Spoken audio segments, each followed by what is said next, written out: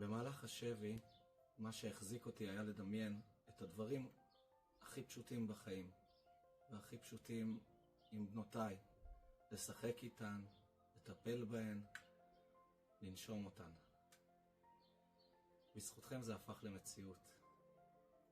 קיבלתי את אשתי ובנותיי בחזרה, וחזרנו להיות משפחה שלמה.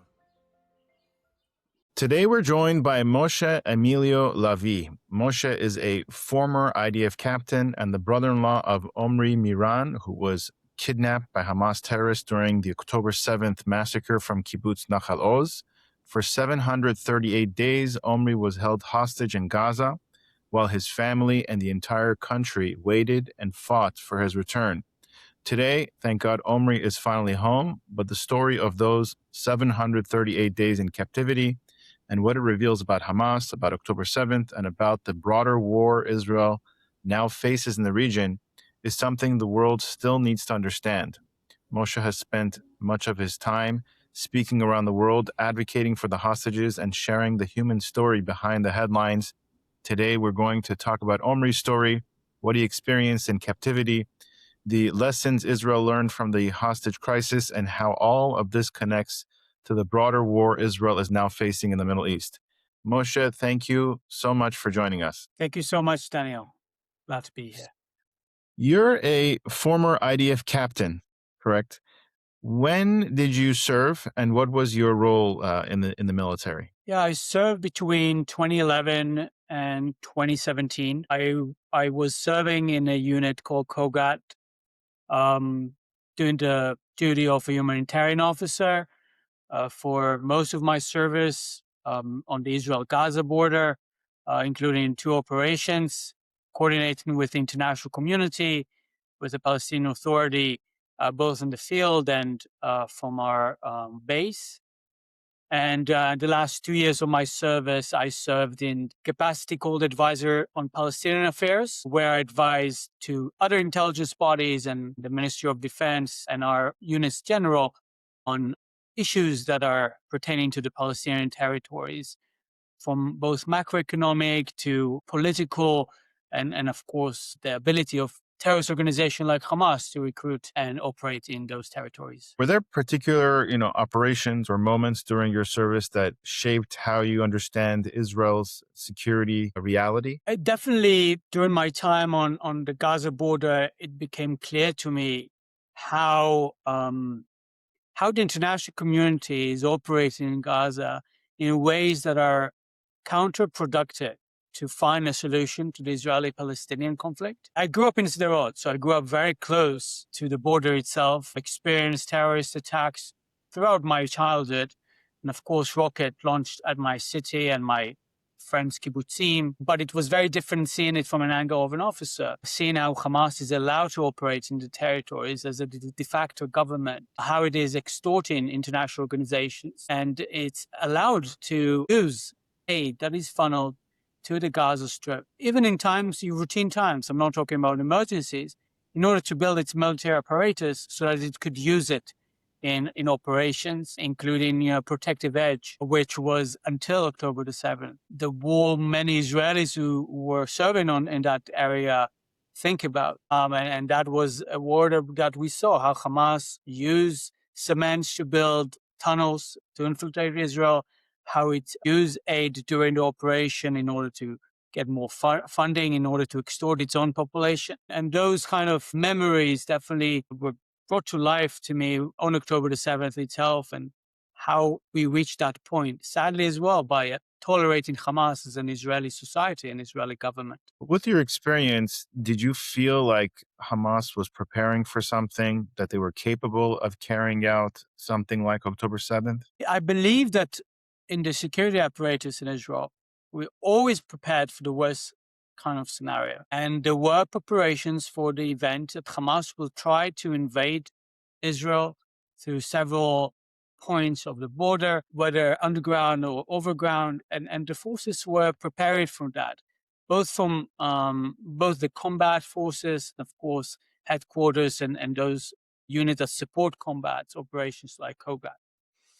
But at the same time, there was a level of, how would I say, not really respecting the abilities and capabilities of our enemies to actually execute such operation without us noticing.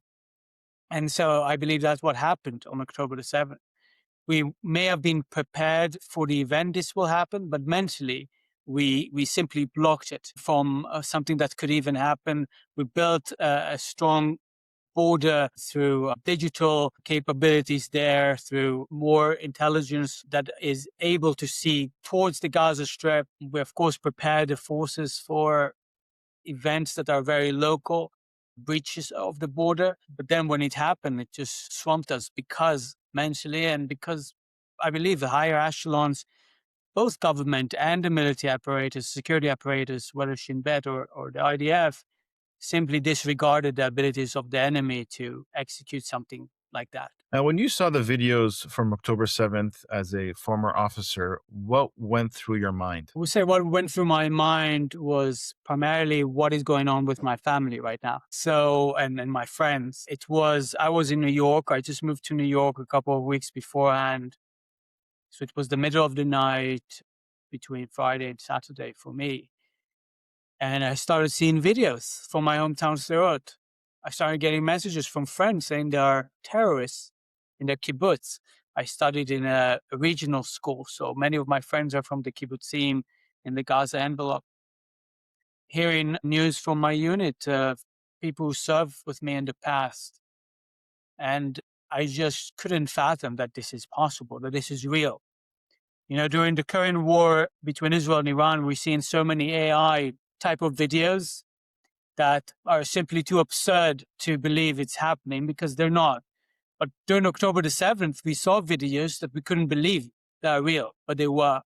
We saw Hamas terrorists on pickup trucks in Sderot, shooting with RPGs, shooting with their rifles, slaughtering people in kibbutzim and showcasing it to the entire world with dashcams. So those were my first kind of thoughts. What can I do to save my family? But I was very helpless because I was so far away. And all I could do is making sure we keep communicating with each other. And from an officer perspective, I felt like, we felt in 2014 after the war that we have not accomplished the mission. The mission was to degrade Hamas, to ensure that they're not receiving dual material in order to rebuild their military capabilities. And definitely those thoughts also came up because I was part of that transition period after 2014 of how are we going to bring in aid to allow Gaza's reconstruction while at the same time preserving our security. And at times I did not feel like we are understanding that we're actually, in a way, implementing a Marshall Plan, but with the Nazis still being in power. Imagine the US implementing a Marshall Plan in Europe when the Nazis and fascist regimes in Germany and Italy were still in power. That's what, in a way, we allowed to happen in Gaza. And it just blew up to us in our face in October the 7th. Now, before October 7th, your brother-in-law, Omri Miran, what was he like as a person? What kind of father and husband was he? What was life like for the family before everything changed on that day? Yeah, Omri is a beautiful human being. He met my sister exactly six years ago, actually, in March 2020.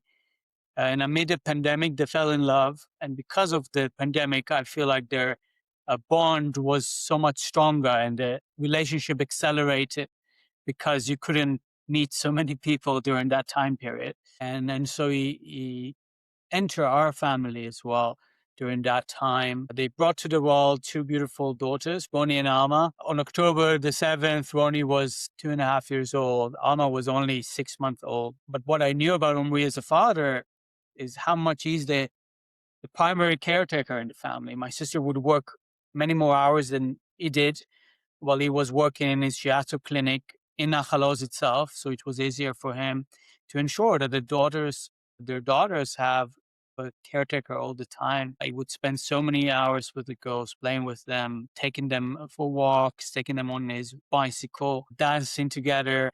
And with my sister, they built such a precious family, such a resilient as well family, and that knew exactly that they were building a home on the border, but also felt like this is the safest place on earth, with a loving community, the Nachal Oz community, and with parents and siblings who are nearby in Sderot and Orner. When did you first realize that Omri might have been taken hostage? So on October the 7th, we lost contact with Omri and Lishai, my sister, at about 10 a.m., 10:30 a.m. Israel time. At first, we thought, all right, maybe their battery went out, because they warned us that their phone battery is weak. And we wanted to assume the best. But while my parents were still sheltering themselves in Sderot, my other sister and her family were sheltering in Oraner, and I'm in New York, we kept reading the news. My family hearing the news themselves, hearing the gunshots, and realized what's happening in Nachal Oz is very concerning. And for hours, we had no news of their whereabouts, how they are, whether they're safe. We knew people were killed in Nachal Oz. We knew part of the community was lit in fire. We knew about what's going on in other communities like Be'eri, like Faraza, communities that are on the borderline of Nachal Oz. And so as the hours passed, we started thinking of the worst. We remained hopeful though, and eventually that night, Israel time, we received news my sister and the girls were rescued from Nachal Oz, that they were held captive but rescued, but that Omri was kidnapped to the Gaza Strip. And that's the first time we realized it's happening. I tried to find videos of him in social media, in different kind of outlets, and saw horrific videos that I'm sure eventually you saw as well in the days after and the years after. Sadly, I didn't see any indication of Omri. And we knew that Lishai and Omri, eventually we knew that they were filmed themselves, being held captive that day, but not beyond that, not to the point that Omri was kidnapped and being held in Gaza. But we knew he was kidnapped. Lishai saw it. She saw the terrorists taking him from his girls. He told her he loves her.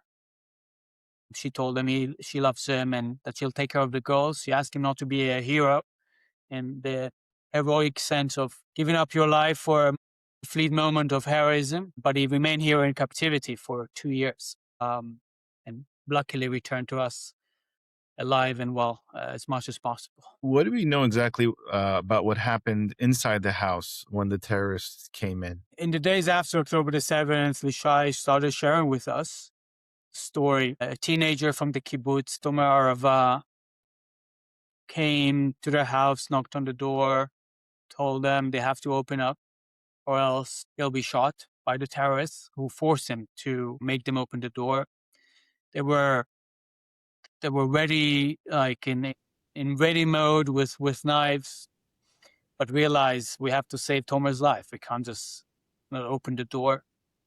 And in the meantime, they also noticed that there was a lot of noise outside their shower, the area of the bathroom. So they realized perhaps the terrorists will try getting in from the windows anyhow. So they opened the door, and then for hours they were held captive. My niece Roni was awoken in the Mama, the bomb shelter, with guns pointed at her face, at 2.5 years old, who still remembers that moment. They didn't allow Lishai Omri approach her, so they took Tomer, surrounded her with guns, and Tomer brought her to the living room. Alma, my other niece, my 6-month-old then niece, was already awake on Lishai's arms. And they were held captive for hours. Between 6:30 and 10:30, they were trying to understand what is going on. Then being held captive. Eventually, were taken to another home, the Dan's family home, their neighbors. Then the terrorists began filming them. The Dan family experienced the worst that morning with their eldest daughter, Mayan, being murdered in front of her entire family. And for hours more, they were held captive. They took a phone of one of the members of the household and just filmed it on Facebook Live to the Dan's family, friends, and family to see. We weren't aware of it at the time. You can see the RPG, you can hear the noise, you can hear the gunshots in the kibbutz. It's a horrific video, truly. just the mental agony of watching something like that. Eventually, around 1:30 p.m., Omri, alongside Sahidan and two other women who were brought to that house, were kidnapped to Gaza. Lishai, the girls, and other members of the household were told to stay put or else they'll be shot and killed. They were held captive for hours more. The kibbutz was still in fighting mode. And then only that evening, the IDF rescued that specific house, rescued many others in the kibbutz. But it was too late for Omri, too late for Tzachi, who was kidnapped and later murdered in captivity. Too late for so many others.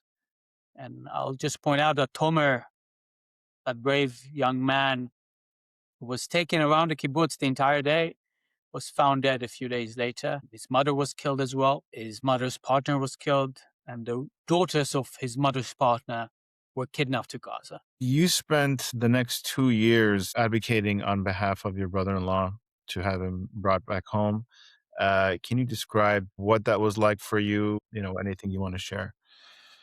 Yeah, those were definitely very challenging 2 years. Remember the first days after October the 7th, I really wanted to return and go on reserves and do my duty, support where I can. And our unit did very important work in ensuring that both on the field, in the battlefield, and also in headquarters, to ensuring that no matter what people are saying about Israel, we're keeping to our values and ensuring that the humanitarian element of a warfare is being preserved. I wish more would speak about that, because it's so important to understand that Israel is one of the only armies in the world that have this kind of unit in the first place, to work both in routine and emergency to ensure humanitarian support is given to an enemy population. But then my sister asked me to be her voice, to be Omri's voice, and it was a difficult decision for me, naturally. But it was important that there will be a voice for the hostages, for Omri abroad. I was in the U.S. At the time, and already that first week went to the UN to advocate there. And then for the next 2 years, I advocated for Omri and did so with many other families who would come to the US, will go to Europe, will go to other parts of the world, and share the stories of the hostages, humanize them, ensuring they know that Omri, who is a gardener and a shiatotherapist and a father and a love of sports and literature and music and whatnot, is a human being who was taken. It's not his age, it's not his name only. He has a complex and beautiful background that needs to be shared. And among the rest as well, we advocated with policymakers. And my role, I had a role as well in the Hostage and Missing Families Forum, because we had elected positions, and I was elected to be an international envoy. So on behalf of all the families, so I had to ensure that all our delegations to meet elected officials, whether here in the US in the White House or Congress, or in Europe in the Elysee Palace, or 10 Downing Street in the Parliament, even to many other countries outside Americas and in Europe, and meet as well with stakeholders in the negotiations that I wouldn't want to meet, but I had to, because I had to advocate and ensure that Omri's name is there, that all the names of the hostages are there. And I had to take that role and took it seriously, coordinating with the professional staff in the Hostage Forum.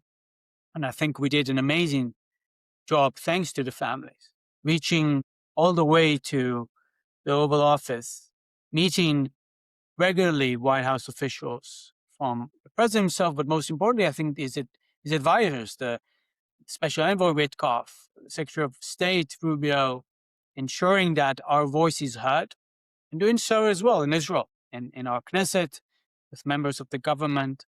And it was our role as families. I think the role of the policymakers was to ensure that they take our voice into consideration, put it in the larger consideration they have as policymakers, and then make the decisions they need to make.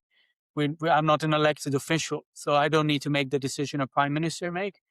But I want to ensure that the prime minister or president hear the different kind of voices and also humanize the numbers that are on the table as a policymakers. We speak about maybe some of the pushback that you got. Of course, in America, we have a lot of these pro-Palestinian protests that were going on, people unfortunately tearing down, kidnap poster signs, things like that, and what that felt like for you to go through that. It was very difficult. Already on October the 8th, the day after the massacre, there was a demonstration in Times Square with people waving Hamas flags, chanting genocidal chants. Can't describe them otherwise. Driving us, Israelis, no matter as well our ethnicity or religion, because people were targeted on October the 7th were not only Jewish, they were targeted for being Israelis, for being part of our story as an Israeli nation, as the Israel state, and that is a Jewish nation state. People who are Muslim and Christian, tourists and foreign workers, residents of Israel, and of course citizens. They wanted to drive us all. That's what I felt already on the October 8th, on the streets of New York, of all places, seeing how campuses, including my one of the universities I went to, like UPenn in Philadelphia, I went to Wharton, and seeing my campus being stormed by activists who are simply supporting terrorist organizations, not supporting the notion that the Palestinians should have a nation state existing side by side with Israel, but erasing entirely Israel and supporting the most radical elements of Palestinian society. I was shocked. And I'm still shocked to this day because we see that radicalization going across the US, going across the Western world, and it infiltrating every element of life. Universities, the music and entertainment, movies, music, etc., academia, you could just sense it and feel it. And as someone who grew up with the notion I'm a citizen of the world as well, and went to international institutions from a boarding school in high school that brought together people from nearly 90 countries to college and university in the US that were very international experiences. I felt like my liberal element is being betrayed by people who took the notion of liberalism to the most radical point of it, that it's no longer liberalism, it's something else. It's something that brings together most radical elements of the left, most radical elements of the right, put as well some Islamism there, the notion of political Islam that is, it's not about, there's no problem with Islam itself. Islam as a religion is a beautiful religion. The problem is the way you politicize it and bring the most radical elements as well to introduce to your religious belief. So I saw that happening and I still see it happening today. Just this weekend, we had demonstrations in the US in favor of the Islamic Republic of Iran. I don't think you would have seen such sights ago. In those 2 years, there were several hostage releases. And Omri was probably released at somewhere near the end, right? At the end. How did it feel like each time they were releasing hostages and knowing that he's not coming home? And why, if you do know, why it took so long to release him? It was very difficult, especially for my sister. I think we understood why it is taking long. It's such a complex issue. We're negotiating with a terrorist organization that wants our destruction. And there are state actors that are involved that are not necessarily productive to support expedient release of the hostages. Countries that materially support Hamas, Qatar, Turkey, Iran. And of course, we had elements as well in our government that said that hostages release should be a secondary goal. I don't think they were the majority in our government, but they did hold the sway. And some of them stated clearly, yes, we did obstructed some potential deals. That was one of the statements of Minister Smotrich. But I think the main obstacle was the fact we are facing a terrorist organization. It's not the internal debate in Israel. those can be resolved because we are a democratic nation. And you could have seen that because there is a large support in the public, the government and our Knesset understood that they need to negotiate in order to bring a resolution that Israel can live with. But on the other hand, you had Hamas that is being emboldened by the international community, by members of the international community, emboldened by international organizations that are not doing their job of ensuring that Gaza civilians receive the aid they need. And some of their employees working side by side with Hamas or working for Hamas, as we saw on October the 7th with UNRWA employees kidnapping a hostage. As we witnessed from hostages return in the first phase of November 23 already, saying, yes, I was held in a hospital. There were international aid workers there. There were doctors there. There were civilians there. They knew I'm a hostage, and yet I was held hostage. So the international community did not do its job. We knew it's emboldening Hamas. And we know that there are other objectives to the war at the end of the day. So I understand it's complex. It's hard for most people who were in the situation to analyze it realistically, from a realist perspective, because you want your loved ones to return. But I think in our family, we try to be as realist as possible. And for my service and my education, which was mainly on international relations, war studies, etc., and history, I knew this is complex and this is not something we can solve by exchanging all hostages for all the Palestinian terrorists that are in our prisons. But seeing how things are being derailed was difficult. And I think the breaking point for many people was after the breaking of the deal at the beginning of 2025. I don't know if you remember, it was in early March when the fire resumed, that the negotiations collapsed. And we all felt like, this is very close. We see hostages going out. They're very unwell. They've been mistreated. Some of them looked like they were leaving a concentration camp in Europe in 1945, but they were alive. But then the negotiations broke. And we felt like this is going to be so difficult. And that brought us back to the summer of 24, where negotiations were very close. The Prime Minister himself told families, we were in DC, that things might close soon. But then they collapsed again, and we had the murder of the 6 hostages in Rafah. And people forget that only a week or 2 before that, there were other 6 hostages, mostly elderly men, whose death was pronounced. All of them were murdered in captivity. So that the collapse in March 25 brought us back to the summer of 24. But we kept advocating. We kept going to the White House. We kept bringing forth proposals.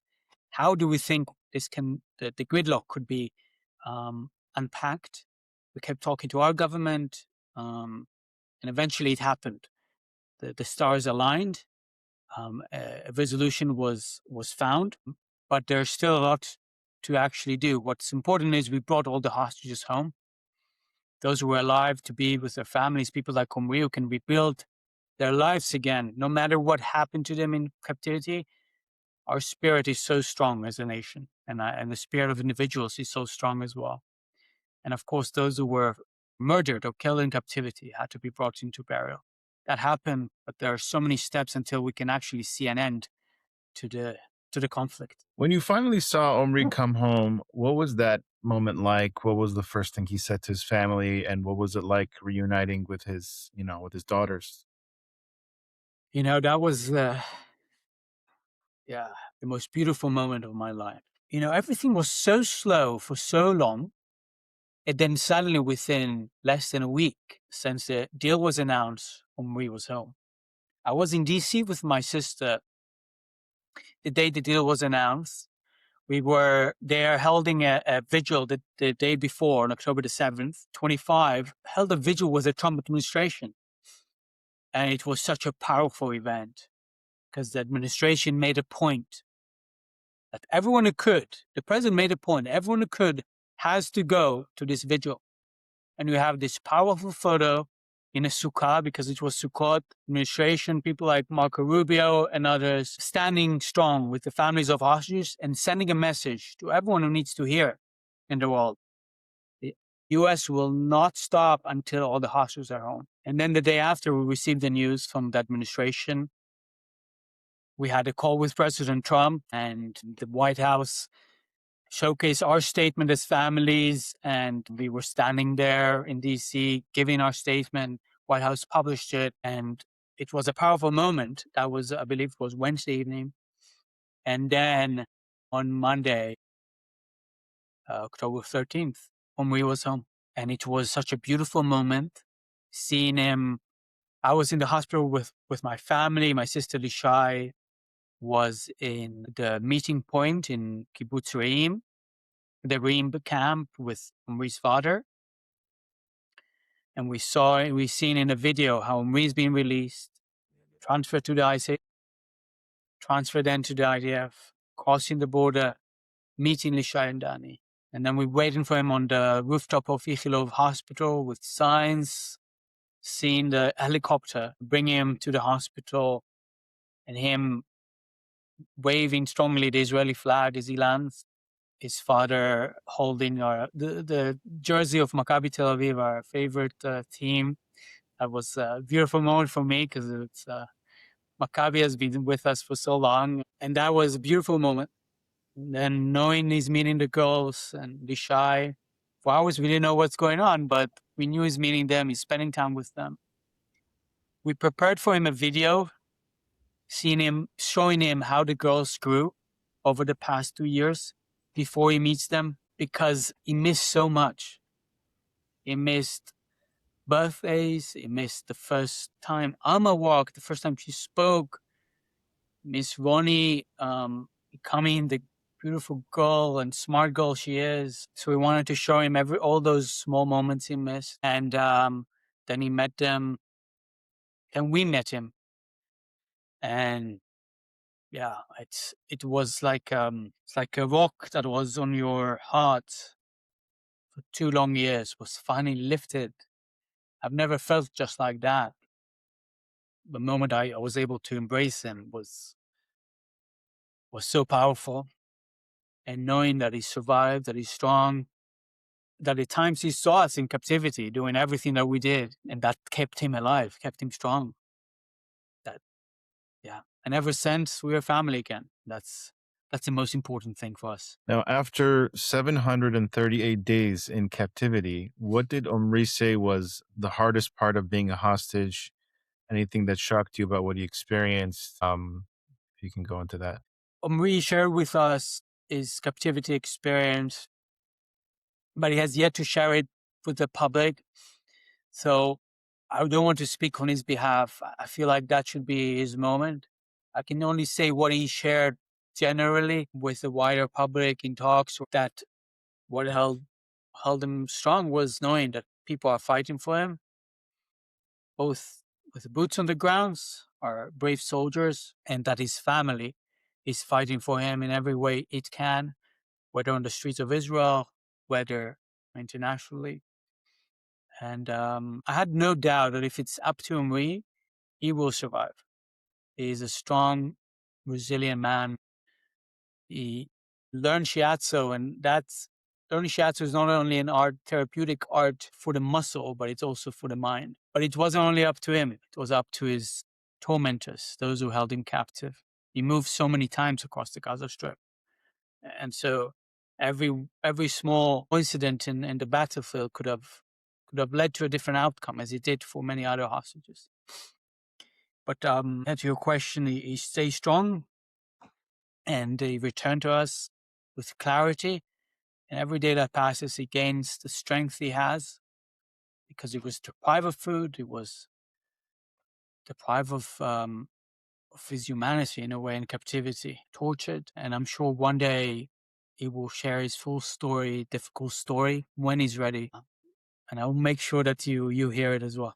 Would love to interview him. What has the recovery process been like for him since returning home? Can somebody ever fully recover after being held hostage for that amount of time? Over the past 2 years, I became friends with some of the released hostages who were released or rescued earlier in the war, and some of them became advocates with us. People like Noor Gamani was with me in the US for so many events. As a result, I got to hear her experience, and I got to hear experiences for other released hostages.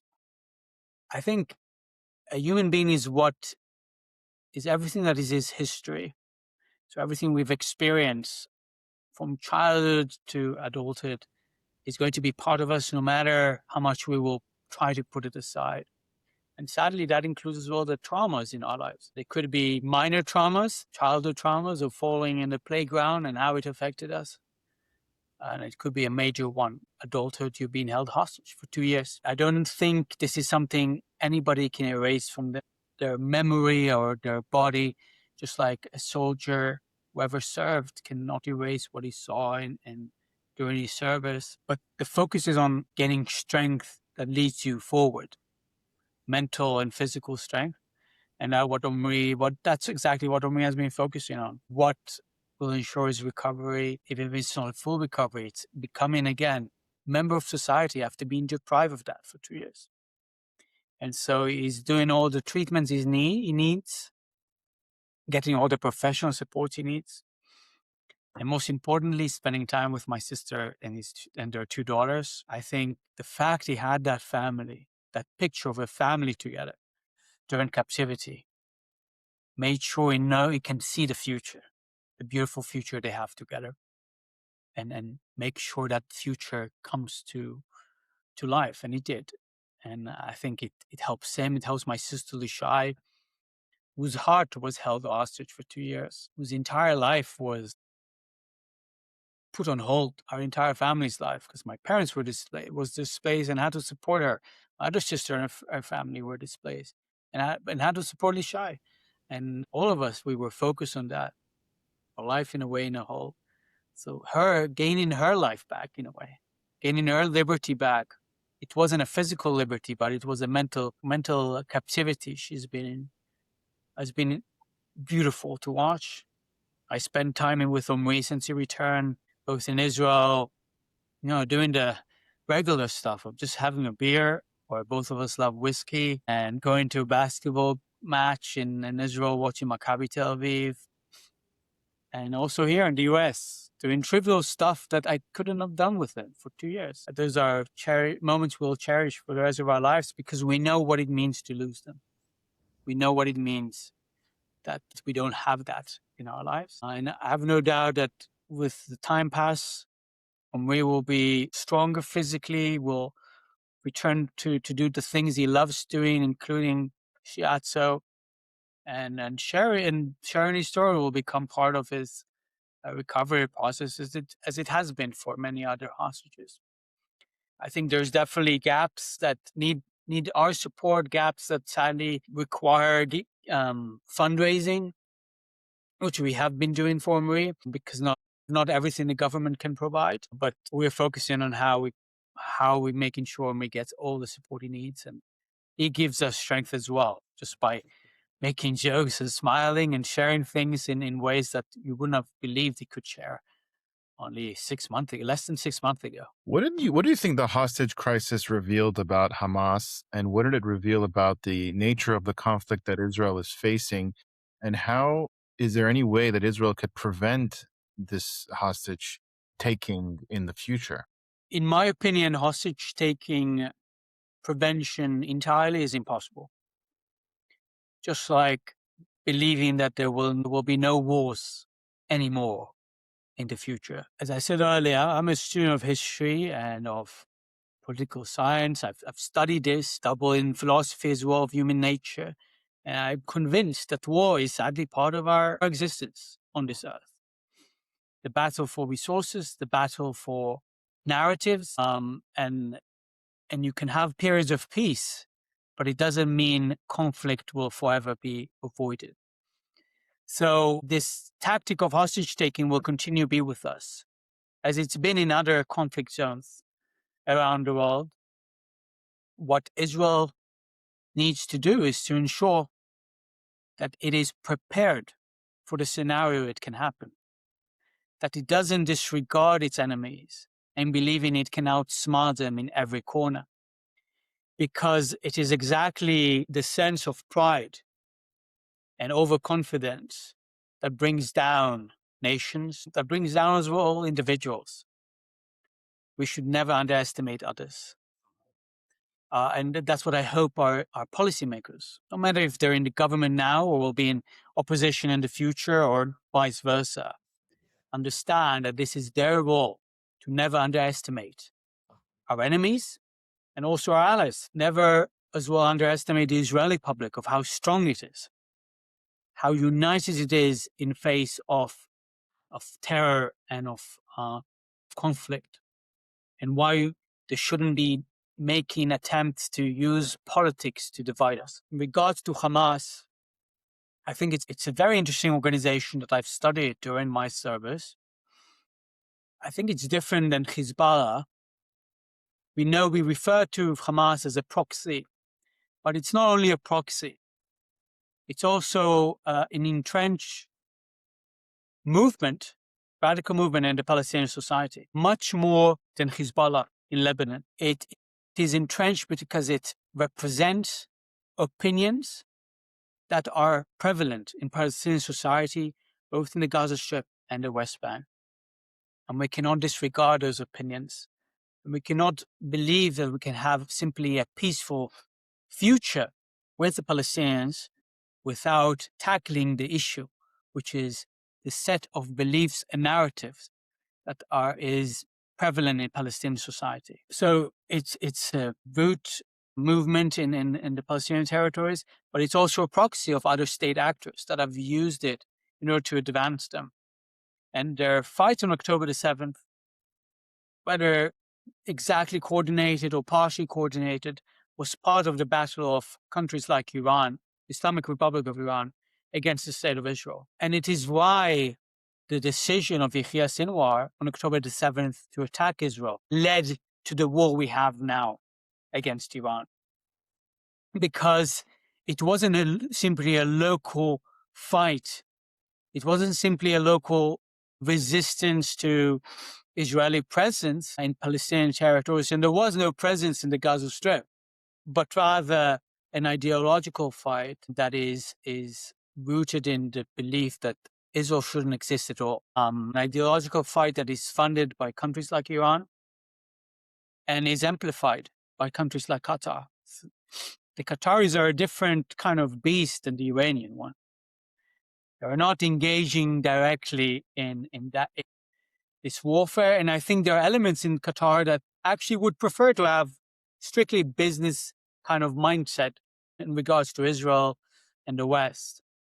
But there are other elements who are using media outlets like Al Jazeera, using funding to terrorist organizations to gain some standing in the wider kind of Middle Eastern region and in a way gain standing in the global stage. Iran, on the other hand, I think really wants to destroy the state of Israel. Is really committed to the ideological mindset that the West is the enemy and Israel is an offshoot of the Western world that needs to be eradicated.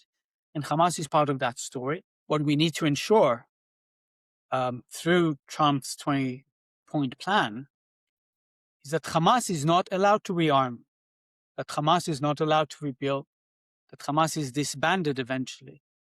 And then we can perhaps tackle the root causes of this conflict, which are education and narratives. The idea that the Palestinian state, the future one, will simply replace Israel. The idea that those displaced in 1948, because they started a war against Israel, will simply return and replace Israelis. I'm a believer in the two-state solution, but I'm a pragmatic believer of that because I don't think I'll see it in my lifetime, because so much needs to be changed for the Palestinians to understand that they cannot simply erase our identity, Jewish history that trace back thousands of years, and also our existence today as a Jewish nation state in the 21st century. And we have a part as well as Israelis to ensure that our sense of anger with how our enemies are bringing us back to this battlefield. Instead of just letting us be and build our society, we do not turn our revenge into a weapon of hate, but actually turn our revenge into a weapon of focusing on ourselves again, focusing on being the strongest we can, and reaching our hand to peace whenever we can in a pragmatic way, not being deluded that others are ready for that peaceful outreach, as we were in the past. Now, as a former IDF officer, how do you view the progress that Israel has made in the current war with Iran? What do you think their goals are, and how much of that have they accomplished? And do you think that it can end with a regime change? I want to start by saying that I want policymakers of democracies being frank and honest with their war goals. The citizens of democratic nations do not need rhetoric, grandiose rhetoric, theatrical rhetoric that you can find in places like Iran. That's actually what brings down countries, that draw them into wars that they shouldn't fight. That's why Iran is finding itself here, because its policymakers were so deluded to believe that they are so strong enough to go to the negotiations room with Special Envoy Witkoff and use the theatrics they used with the Iranian public in the negotiations room with the world's most powerful country. So what I want our leaders to do is to tell us these are the realistic goals of this war. And what I view them as realistic is degrading the Islamic Republics of Iran, conventional forces, conventional ballistic program, and ensuring that their nuclear program is being degraded and put back centuries back. Regime change, in my opinion, in the 21st century is very difficult to achieve without having the people of those societies uprising. There are elements in Iran, the Islamic Republic of Iran, that want an uprising, that want to bring about a change in the regime. But people disregard too often that there are also millions in the Islamic Republic of Iran who are staunch supporters of the regime. And so you will not be able to bring about a swift change of the regime, in my opinion.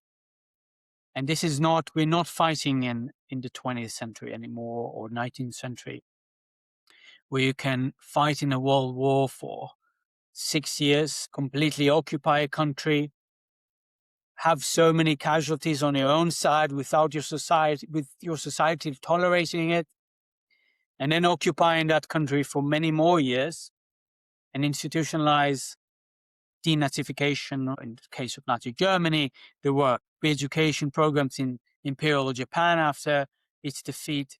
I just don't see it happening. I wish there was a solution for that, but there isn't one that I believe democratic societies in the 21st century can live with. So what we can do is degrading abilities and hopefully ensuring that the regime there is weak enough for that moment where a revolution can spark. Just like a revolution was sparked out of nowhere in the Soviet Union and across countries aligned to the Soviet bloc. Very few Sovietologues foresaw the fall of the Soviet Union. It just happened.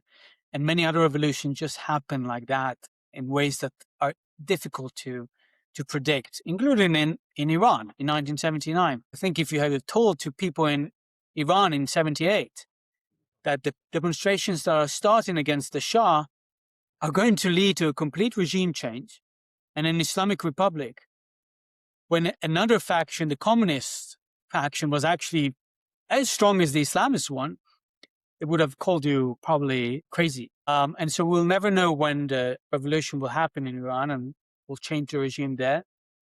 But I think we can degrade their abilities to oppress their people, degrade their abilities to threaten our country, Israel, and to threaten the entire Western world, the US. And that's exactly what we're doing. And we have to keep doing until our leaders understand they reach the limit of what they can achieve within this kind of war framework. And for me, that will be a victory, no matter what the Iranian regime will tell its citizens.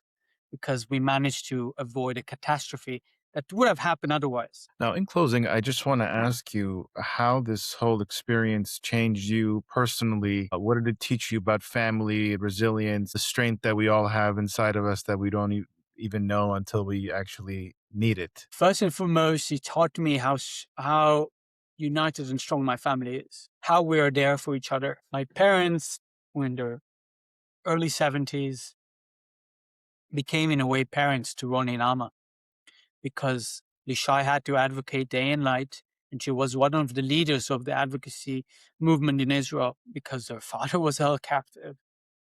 How my sister was displaced herself with my nephew, who has been suffering greatly because of the experiences he had in the war. With her husband, are so strong and united with us. How family is so important to me.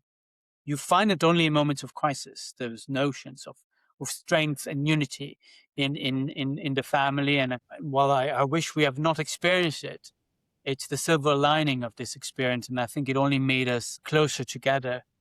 And you could see it in the family dinners on Shabbats when I was there after my return. And Omri could have seen it as well. And I think it also made him happier to see how this tragedy didn't tear us apart, but rather brought us together. I think he taught me about the power of advocacy, the fact that we people were in this situation, did the best they could to reach the halls of power, to reach the palaces of justice, to demand the return of their loved ones, to speak eye to eye with the decision makers and show them what could be the path forward, how we can achieve different goals that we set ourselves to achieve, including the return of the hostages. And that power of advocacy of the families of hostages, of the Israeli public, of bereaved families who were with us, and of people worldwide, including here in the United States, who were standing with me every Sunday in Central Park to advocate for the hostages, not because it's going to make the president make this deal or not, or because it's going to change the mind of the depraved terrorists who were holding me captive, but because they felt that this is the power they have.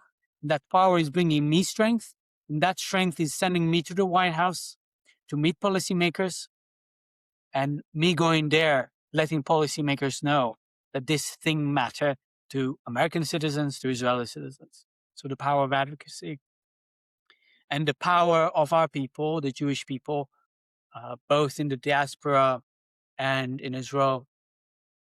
In Israel, I would say it's not only Jewish people, it's Israeli society. In the wider context of the Jewish people, I saw how it brings us together as people and make people commit to things they never committed before, whether it's the small gesture of going to a rally or donating money or writing to elected officials or doing everything they can to change the equation. And in Israel, seeing people from all backgrounds. Again, I will stress, people of different religions, different ethnicities, Israeli citizens and Israeli residents, foreign workers, uniting together to ensure Israel could get up on its feet as soon as possible. And that's what we did. The people who make Israel society within days ensure that until the government can take over what needs to happen, the people will ensure the families of hostages have the support they need, queer families have the support they need, displaced populations have the support they need. The power of unity is what brings us together. So that's what I've learned. Many other lessons, and I can speak for hours. But those were the most painful 2 years of my life, but also the most rewarding 2 years of my life. I believe that if we manage to go through that tragedy, nothing will stop us in the future. We have to prepare for anything that could happen, but we now know how strong we are, no matter how the enemy is trying to tell us we're weak. We're not. Thank you so much for your time and for sharing your story with me. Definitely very touching story. And I think that it'll definitely resonate with our audience. And I wish you the best of luck. May the future be bright, only bright for you and for Omri and his family. And hope to speak to you again soon. Thank you so much. If you have a 401k or an IRA, please listen. gold is at record highs. What many people don't know is this: you can move part of your retirement money legally and without tax penalties into physical gold you actually own.